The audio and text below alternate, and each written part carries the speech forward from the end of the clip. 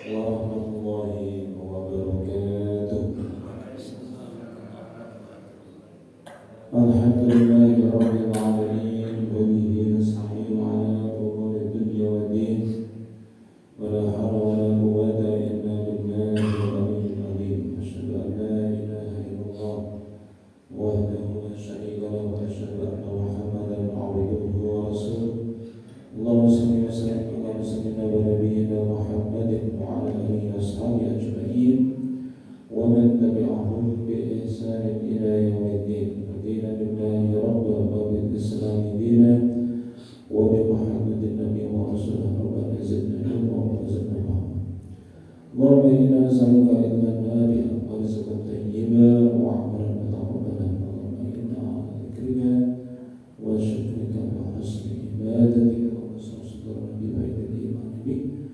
وجميل توكل عليك وأهل بمعرفتك ومن على الشهادة بسبيلك إنك نعم المولى ونعم النصير. اللهم آمين. Baik sekalian, mari kita awali kajian kita dengan basmalah. Bismillahirrahmanirrahim. Alhamdulillah, bersedia mari kita syukur bersama kita bisa lanjutkan kembali kajian kita Bidayatul Mujtahid wa Nihayatul Muqtasid yang ditulis oleh Syekh Ibnu Rushd Ta'ala, seorang ulama dari Andalusia yang hidup pada abad ke-13 Miladiah Masehi, kira-kira sesamaan dengan pengguna untuk Arok yang kalau di Malang penulis kitab ini,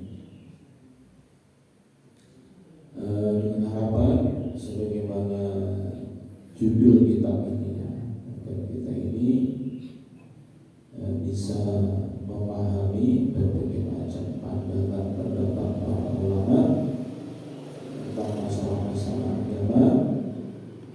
Kemudian kita mengetahui kenapa terjadi perbedaan pendapat beserta dalil yang melandasinya, digunakannya, agar kemudian muncul di diri kita ini sikap tasamuh dan toleran terhadap berbagai macam pendapat yang berbeda, karena kita mengetahui dalilnya masing-masing, baik dalilnya itu berbeda maupun sama, tetapi berbeda adalah pemahamannya. Dan itu merupakan bagian dari khazanah kekayaan kaum muslimin yang menjadi berkah buat kita semuanya, rahmat bagi kita semuanya. Sebagaimana sebuah judul kitab yang lainnya, yang ada dua kitab yang direkomendasikan untuk dikaji di kalangan Muhammadiyah. Satu kitab ini, yang kedua namanya Rahmatul Ummah Biikhtilafil A'immah, rahmat bagi umat karena terjadinya perbedaan pendapat di kalangan para imam-imam umat ini, yaitu para ulama. Bukan kita ingin mengatakan ikhtilafil ummati rahmatun itu hadis, bukan itu judul sebuah kitab yang direkomendasikan oleh Kiai Haji Mas Mansur sejak tahun 35 supaya dikaji di masjid-masjidnya Muhammadiyah. Targetnya apa? Memperluas paham agama. Karena kalau paham agama ini luas, maka akan berjiwa besar, berlapang dada, dan mudah baginya untuk bisa bersama, bersatu padu, saling membantu, mengedepankan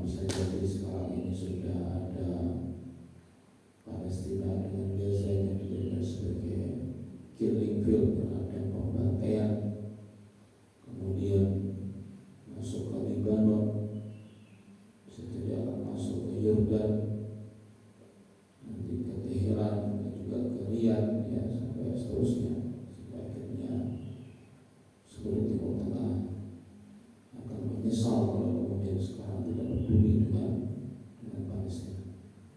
Karena itu saya menasihatkan, tetap menyarankan masjid kita ini jangan lelah, jangan capek untuk kunut nazilah, ya.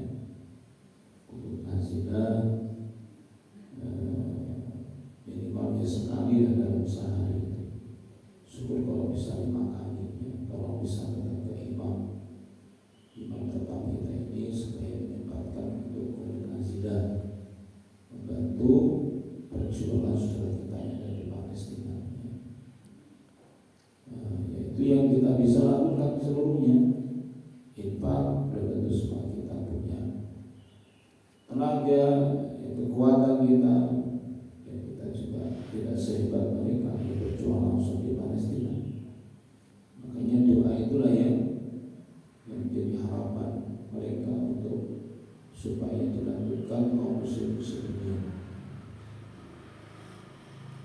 Cuma karena nazilah ini juga terjadi perbedaan pendapat, ya. Akhirnya muncul persepsi yang berbeda-beda. Saya pernah diprotes, ya, oleh seorang ustaz kita ini, dengan yang diprotes bukan doanya tetapi adalah rentang waktunya. Kata ustaz kita ini, Nazilah itu hanya sebulan, sebagaimana sabda Nabi dan sebulan. Ya, makanya kemudian langsung saya tanyakan ke BBM Tarjih Wilayah, apakah betul Muhammad itu punya paham kalau Nazilah itu berbatas waktu harus sebulan? Ya, jawabannya tidak ada. Yang ada Nabi itu kunut sebulan itu ketika mendoakan 3 sahabatnya yang ditawan disiksa di Mekah, yaitu namanya Al-Walid bin Walid, kemudian Salamah, kemudian Iyas, dan 3 sahabat Nabi yang ditawan disiksa di Mekah. Maka Nabi mendoakan dengan kunut nazilah selama sebulan. Setelah itu Abu Hurairah tanya, karena kok sudah tidak lagi? Setelah sebulan kok tidak lagi, kenapa ya Rasulullah? Kata Rasulullah, ya kan mereka bertiga sekarang sudah di Madinah, artinya sudah berhasil, sudah selesai. Maka itulah mayoritas dan jumhur ulama memahami nazilah itu serentang waktu itu tidak ada batasannya. Batasannya apa? Batasannya kalau sudah nazilahnya hilang, ya baru berhenti nazilah, apa kunut nazilahnya. Kalau baru 3 hari sudah hilang nazilahnya, ya berhentilah kunut nazilahnya. Kalau sebulan baru berhenti nazilahnya, pada bicaranya, ya sebulan itulah berhenti. Kalau ternyata setahun, ya setahun itulah berhentinya kunut nazilahnya. Ya walaupun sebenarnya itu aneh, karena kita ini berkali-kali diserukan kunut nazilah. Dulu waktu zamannya bom karpet, ya tahun 2000 berapa itu, ya sampai ada penyanyi non-muslim yang William Gordon itu tahun berapa itu? Belasan. Itu rame-rame kunut nazilah beberapa lama. Kemudian 7 Oktober kemarin lagi nazilah lagi. Ya kalau dihitung sudah lebih dari sebulan. Karena berulang-ulang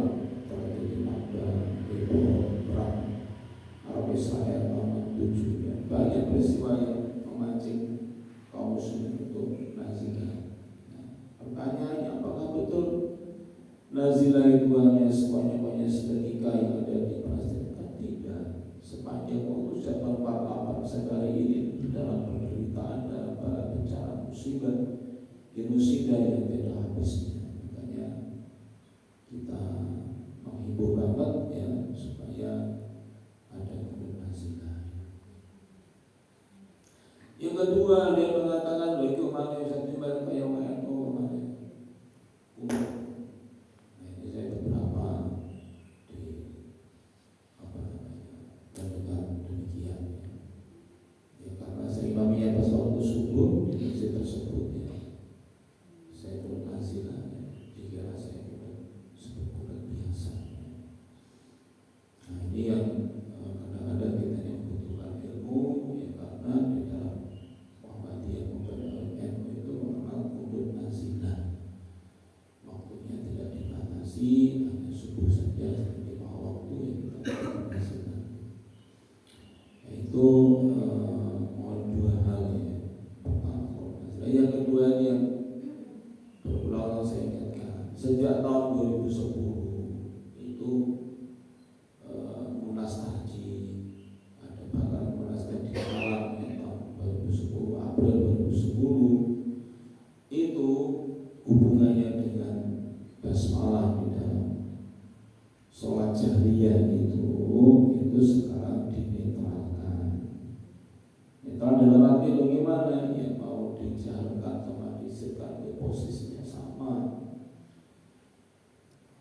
Di dalam HPP jilid 3 itu malah disebutkan masing-masing 2 buah hadis. Hadis yang menjalankan 2 buah hadis, yang disebutkan 2 buah hadis. Jadi yang mari kita kondisikan di sini kita ini supaya imamnya itu yang kadang-kadang menjalankan, kadang-kadang mengesirkan. Bukan seringnya mengesirkan, terkadang menjalankan, bukan itu produk sebelumnya.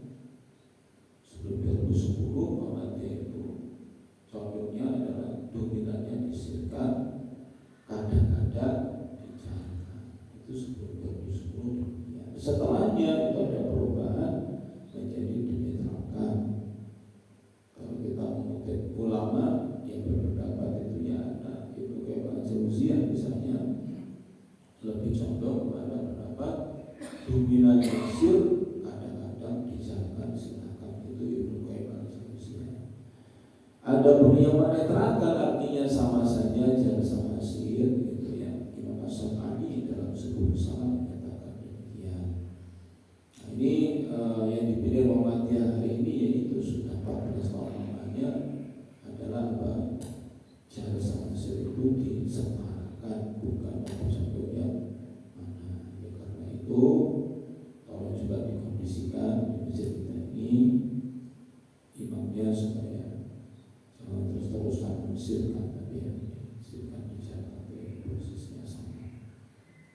Ya, kalau di masjid kami ini ya, kita buat maghrib bisa dijalankan, bisa disirkan, ya, subuh kadang kadang sir supaya putusannya itu berlaku tidak selalu dua-duanya tidak selalu dijalankan, tidak selalu disirkan, sama-sama tidak selalunya. Berarti apa yang disamakan? Itu ya pesan saya, semoga ini bisa kita jalankan. Ini tidak ada yang sulit. Koordinasilah kalau dengan tidak hafal atau tidak, silakan ditempel di depan, tulis di depan imam supaya kita semuanya jadi imam bisa koordinasilah itu sendiri. Ya setidaknya kita punya makdiroh, punya udur syar'i. Apa yang kamu lakukan ketika saudaramu dibantai di Palestina? Setidaknya apa? Saya sudah berdoa bersama kaum muslimin dalam koordinasi. Bahkan ada baiknya mengubah zamannya banyak Jumatan itu. Siapapun khotibnya, siapapun yang jadi imam Jumat itu dipesankan untuk zamannya banyak. Tolong ada koordinasi minimal seminggu sekali tiap Jumat ya, kalau jangan keberatan tiap hari.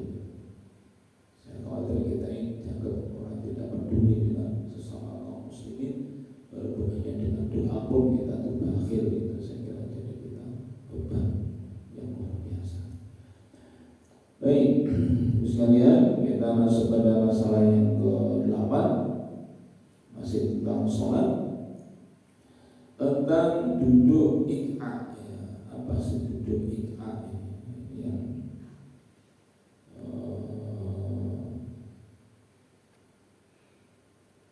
menjadi diskusi yang menarik ya di beberapa medsos gitu. Bismillahirrahmanirrahim. Ittafaqal ulama ala karahiyatil ik'a fi shalah. Para ulama telah sepakat makruhnya duduk ik'a di dalam sholat.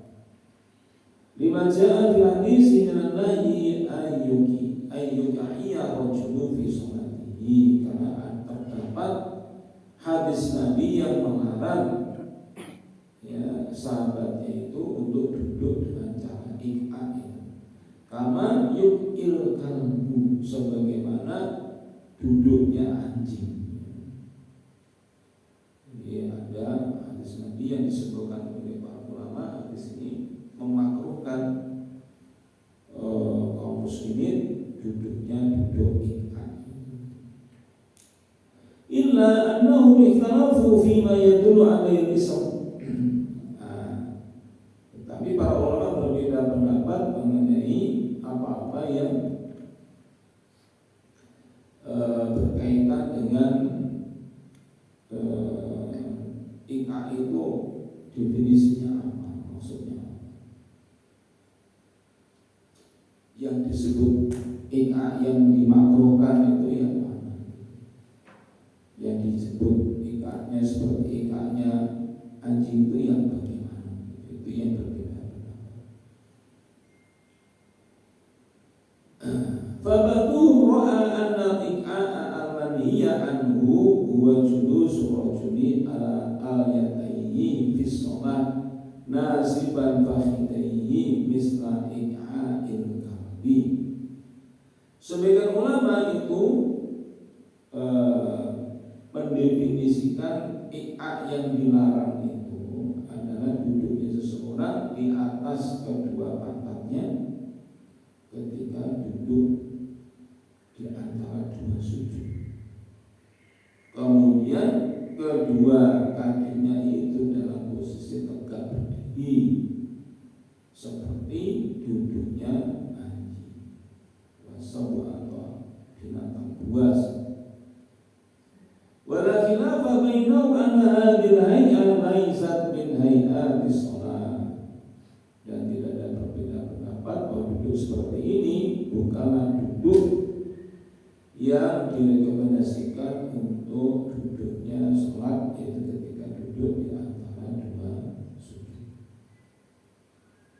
Nah, ini kira-kira gambarnya ik'a ini dengan sudah pernah tahu ik'a. Duduk ik'a itu kira-kira pernah tahu ik'a yang mana? Nah, ini dia kira-kira yang ini yang apa namanya bawah. Jadi kakinya itu di kanan kirinya. Jadi duduknya itu pantatnya yang kena. Tapi bukan duduk tawarruk. Tawarruk kan ke samping kiri, tengah, terus di tengah. Kemudian kakinya di kanan kirinya pantatnya. Kanan kiri. Bukan duduk di atas telapak kaki, tapi langsung pantatnya itu langsung mengenai alas sholat, sementara kakinya kanan kiri itu ditekuk. Ini namanya duduk ik'a. Ini yang disepakati dilarang, dan larangannya itu lebih kepada yaitu makruh, ya, menyepakati kemakruhannya. Ya. Jadi pantat langsung kena ke alas sholat, kemudian posisi kakinya ada di kanan kirinya pantatnya. Yang kanan di kanan, yang kiri ya di kiri.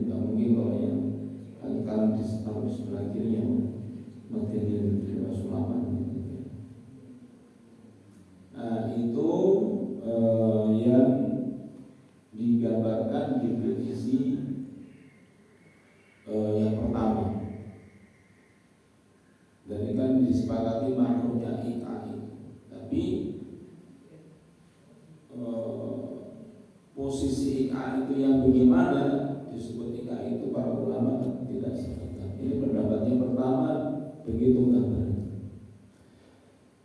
Maksudnya gambaran duduk IKA itu ya yang dimakruhkan itu yang ini tapi ini baru pendapat yang pertama. Ya. Baru pendapat yang kedua, wa qaumun ra'au anna ma'na IKA alladhi nuhiya anhu wa ayyaja'ala ayatahu ala akibaihi bainas sajdataini wa an yajlisa ala suduri qadamaihi. Nah, yang kedua maksudnya IKA ini adalah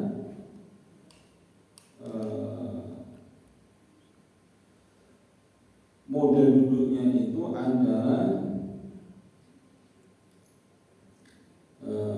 pantatnya itu ada di atas kedua tumitnya dan itu dilakukan maksudnya pada saat duduk di antara dua sujud ya. Dan dia itu duduknya itu ala suduri qadamaihi, yaitu di atas yaitu kedua tumitnya. Ini madzhab Maliki berdasarkan apa yang diriwayatkan oleh Ibnu Umar, annahu dzakara annahu innama kana yaf'alu dzalika bi annahu kana yashtaki qadamaihi. Dan itu diriwayatkan oleh Ibnu Umar dengan tambahan keterangan karena waktu itu Nabi itu sedang sakit, kedua kakinya sedang sakit. Maksudnya tidak bisa duduk iftiros bagaimana biasanya, maka kemudian caranya seperti itu. Jadi Ibnu Umar mempersepsi itu kondisi Nabi sedang sakit. Duduk IKA yang model kedua. Jadi yang kedua ini kakinya tuh dipakai sebagai alas, apa namanya, kedua kakinya itu dipakai sebagai alas. Yang pertama tadi kedua kakinya ada di kanan kirinya pantatnya. Wa Ibnu Abbas bahkan yaqulu al-a'wala qadamaini fi sujudi ala al-sifah huwa sunnatun nabiyyikum. Tetapi menurut Ibnu Abbas, ini ada dalam Sahih Muslim, disebutkan bahwa duduk IKA yang duduk di atas kedua tumit ya, di dalam sujud ya, maksudnya adalah ketika duduk dalam sujud maksudnya itu adalah sifat sholatnya Nabi kalian, sunnatun nabiyyikum. Nah ini kalau yang digambarkan Ibnu Abbas kira-kira seperti ini yang dimaksud Ibnu Abbas ini.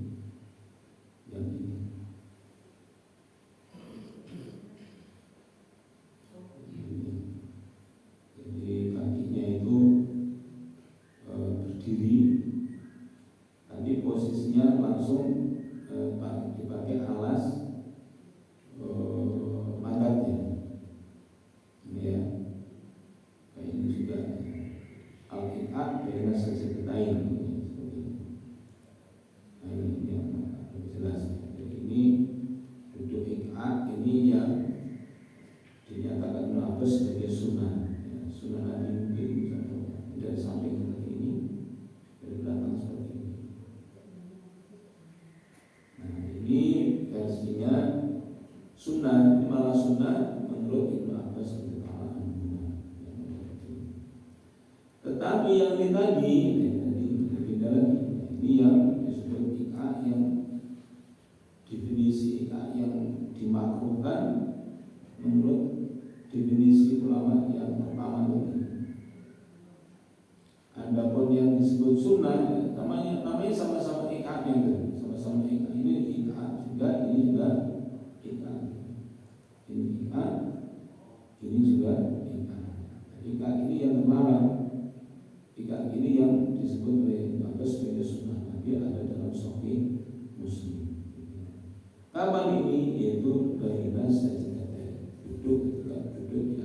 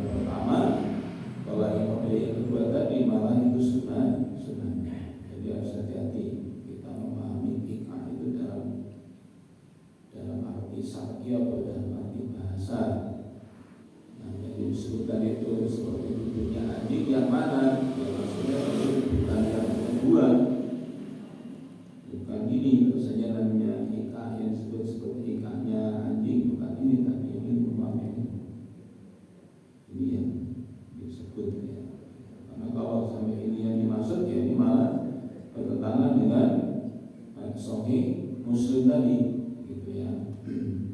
Ini petanya demikian. Nah, berarti ada ketahuan kenapa beda pendapat di antara para ulama ini, sama-sama disepakati makruhnya, tetapi kok ada menyatakan sunnah. Kayak gitu tadi. Di awal disebut ulama telah sepakat kemakruhan duduk ika ini. Ittafaqal ulama ala karahiyatil ika fi shalah. Para ulama telah sepakat tentang kemakruhan duduk ika, tetapi ada hadis ini dalam Sahih Muslim dari sahabat Ibnu Abbas ini malah disebut sebagai sunnah. Nah, ini yang perlu kita pahami. Karena kita ini kadung engkar-engkar rami, kadung saling mengklaim yang mana ternyata definisinya berbeda. Ternyata yang sama hanya istilahnya, yang sama hanya penyebutannya. Ternyata setelah dimaksud siapa yang mana, ternyata berbeda. Itu juga rami ternyata hanya sama namanya tapi beda yang dimaksud. Antara satunya menyatakan makruh, satunya merupakan sunnah. Sama-sama ika itu sunnah, ika itu makruh. Kemudian tanya, ya menurut saya yang sunnah itu yang mana? Bentuknya bagaimana? Begini loh. Kalau saya bukan gitu maksudnya. Itu kasusnya bab ika itu seperti itu. Gampangnya begitulah di apa namanya? Pemetaannya itu demikian ya. Jadi ika itu definisi yang disepakati, tapi kemudian belum tahu definisinya apa, sudah kemudian satunya menyatakan makruh, satunya mengatakan sunnah, sehingga ya nggak tahu. Karena kan itu kan bertabrakan, satu sama bertabrakan. Kok bisa mendudukkan masalah satunya makruh, satunya sunnah? Ya karena yang berbeda apanya? Definisi atau yang dimaksud dalam nikah itu yang bagaimana. Nah, karena ada kata-kata janganlah duduk ikat seperti duduknya anjing, sementara Ibnu Abbas meriwayatkan itu sunnah, ya maka kemudian berarti bukan ikat sembarang ikat, tapi ikat yang seperti anjing. Nah, karena kemudian Ibnu Abbas itu menyebutkan duduk ikat itu sunnah, bentuknya kayak begini, yaitu apa? Yaitu duduknya di atas kedua tumitnya ini dengan posisi telapak kakinya berdiri begini, ya berarti ini bukan termasuk ikat seperti ikatnya anjing kan begitu. Kalau ini berarti kan bukan sunnah lagi, yang bertolak belakang. Berarti bukan hadisnya salah, tapi kita baru menyesuaikan. Oh berarti ikat yang ini bukanlah ikat seperti duduknya anjing. Lalu siapa mana yang terlarang duduknya anjing? Ya ini, itu yang kakinya itu di kanan kirinya, pantatnya langsung menyentuh pada alas sholatnya. Itu yang makanya kita hati-hati. Kita ini kalau sudah rame, gitu ya, rame, ini yang berpuluh-puluhan umat itu rame untuk urusan bid'ah. Itu bid'ah, bukan bid'ah, cuma bid'ah. Ternyata definisinya belum disepakati, sudah langsung engkar-engkaran kita nggak ada habisnya. Terus akan salah paham, ya jangan paham karena yang dimaksud beda. Yang di salah satunya membayangkan kita itu begini, satunya kita itu begitu. Kemudian saling mengklaim yang betul yang mana, karena pernah ketemu kalau bicara. Nah itu kira-kira sekalian petanya yang berkaitan dengan itu ikat ini. Nah terus bagaimana kalau kita lihat di dalam tuntunan sholat di tahqiq tarjih memang tidak memperkenalkan duduk ikat ini. Jadi Muhammadiyah memilihnya duduk antara dua sujud, duduk iftiros, kemudian duduk ketika rakaat yang kedua. Nah, itu ulama juga sama demikian. Jadi duduknya antara dua sujud itu ya sama dengan duduk pada setelah penutup rakaat yang kedua sebelum naik ke rakaat yang ketiga.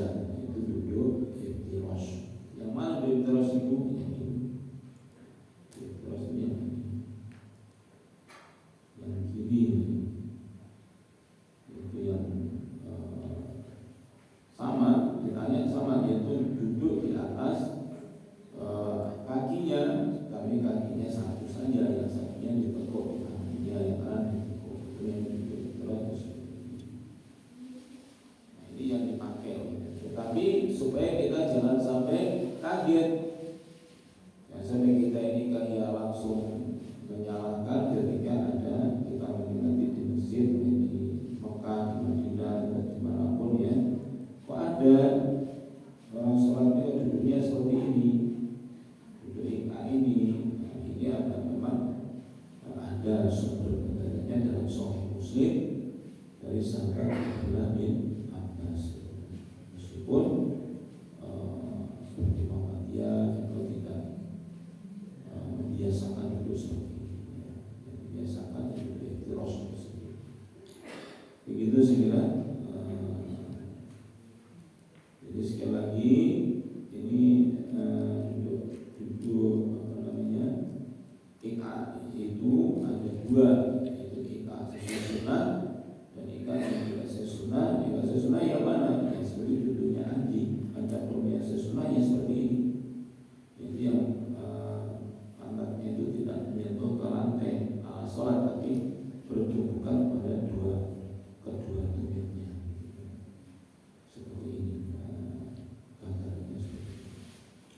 Nah, ada ungkapan yang menarik dari seorang ulama dari Saudi, saya lupa Syekh Fauzan atau Syekh Al-Munajjid, dia katakan salah satu yang mungkin terjadi mengapa Nabi itu apa namanya pernah nampak ya direkam oleh Ibnu Abbas itu duduknya seperti ini.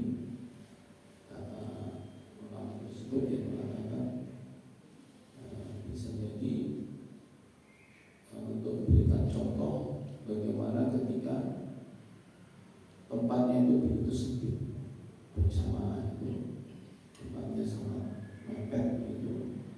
Kalau ditawar menghadirkan mungkin itu iktiros itu masih terlalu lebar, ya, maka kemudian karena berarti posisi iktiros ini kan tetap memakan bagian kanan, apa namanya, sisi kanannya kan kena apa itu betis kita dan bersamaan kita, begitu kalau pakai iktiros.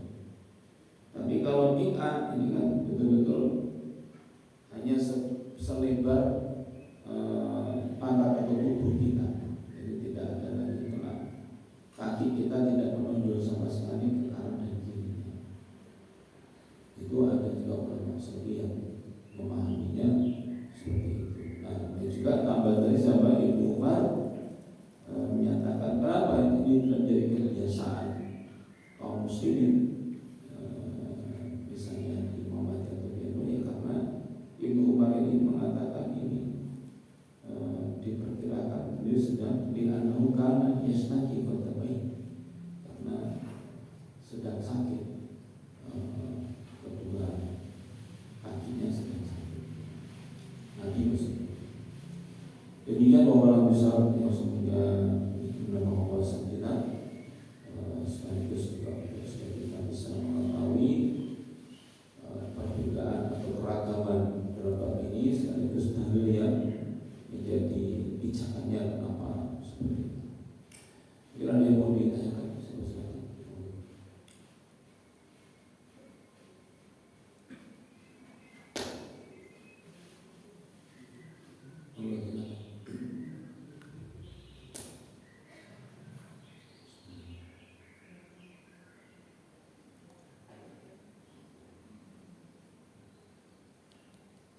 Ada? Gitu. Assalamualaikum warahmatullahi wabarakatuh. Waalaikumsalam. Saya ingin menanyakan juga seorang ini kemudian dia ini seperti apa? Mungkin karena dia mengalami sakit sendir terhadap diri dan seterusnya, duduk di antara dua sujud, duduk di rakaat kedua dan duduk rakaat terakhir itu bersilang seperti silangnya orang Jawa. Itu dia ini bagaimana ini Pak Ustaz? Terima kasih. Assalamualaikum warahmatullahi wabarakatuh. Waalaikumsalam warahmatullahi wabarakatuh. Itu bersilang ya, maksudnya numpuk kanan kiri numpuk ya. Seperti ini. Tapi dianukan di belakang kan katanya. Seperti ini. Di sini. Depan. Oh ke depan. Iya, di depan. Iya. Saya pernah lihat itu. Saya pernah lihat. Bukan saya. Sama. Iya, ya kalau alasan medis sakit ya itu dimaklumi ya. Tapi kalau itu menjadi keyakinan tata cara duduk, ini yang harus kita perlu tahu dalilnya yang mana kita berdoa. Dengar ada dalil ya tadi cuma 3 itu duduk yang dikenal di dalam sholat itu ya tawarruk, iftirosh sama ik'a, 3 itu saja. Dan masing-masing ada pergambarannya sendiri kan. Tawarruk yang sudah kita biasa itu hanya biasanya kita agak kurang apa namanya, kurang sempurna kan gitu yang baru kita contohkan ini. Jadi kalau tawarruk ini kan aslinya tetap harusnya itu mancat, posisinya ini tetap harus begini, apa namanya, tetap begini tegak begini yang kanan ini masuk di bawahnya. Maka kadang kita ini kan begini, nah, ini kan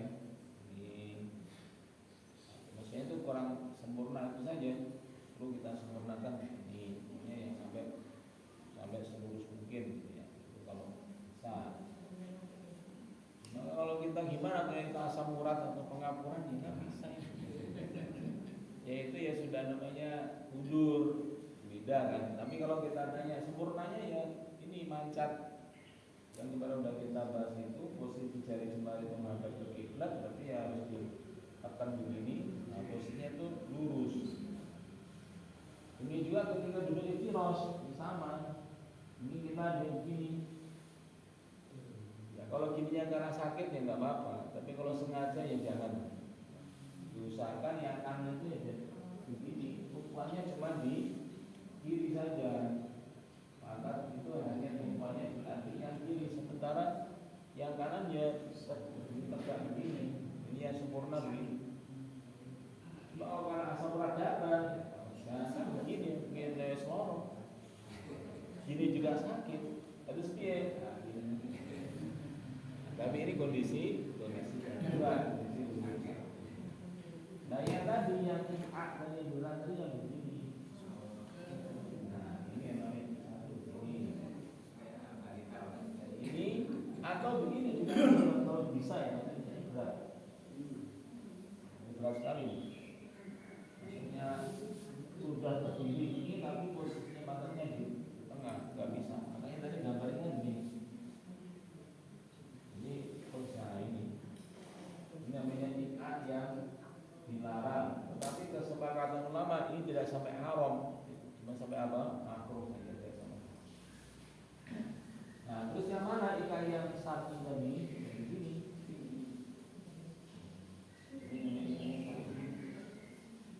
Jadi makanya kemudian saya lupa saya Fauzan apa saya Munajid yang mengatakan ini cocok untuk misalnya di Masjidil Haram yang rebutan apa sholat jamaah di kerumunan. Ini memang iftirosh kan masih bebas. Nah masih bebas.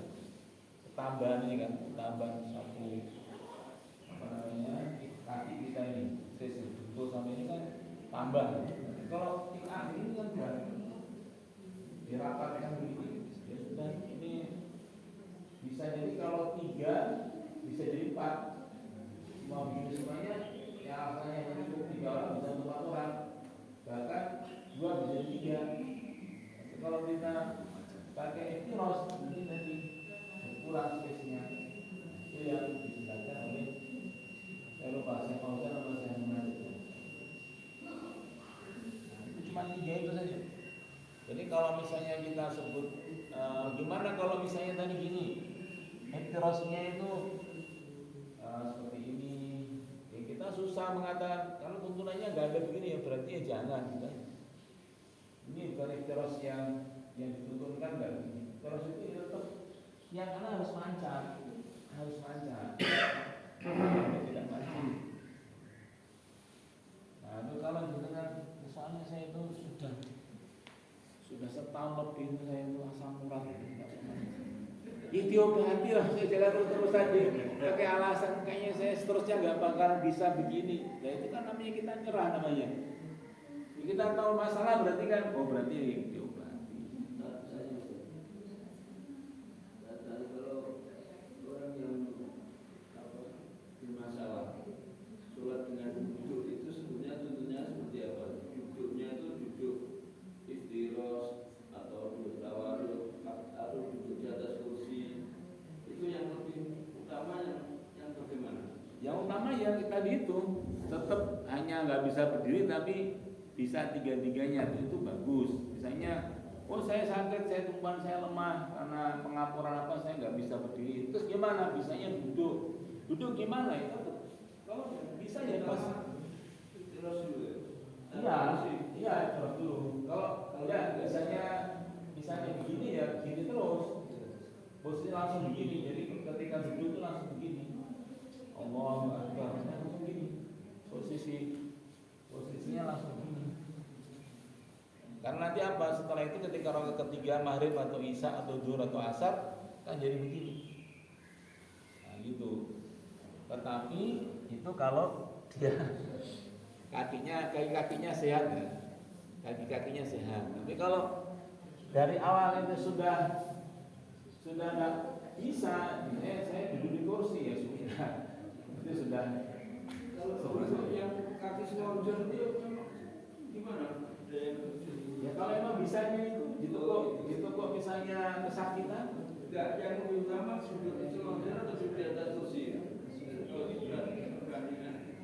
Kalau sudah ini nggak bisa ya sudah nggak ada batasannya mana yang paling mungkin dari dia. Kalau ini iftiros sama tawaruk sudah nggak bisa ya berarti sudah toleransi sudah berlaku, yaitu kaidah yang sering saya kutip itu al-amru idza bayyaqa ittasa'a. Jadi kalau bermakmum di orang duduk di kursi itu boleh Pak? boleh. Soalnya kan imam kan jadi yang diikuti kan Pak.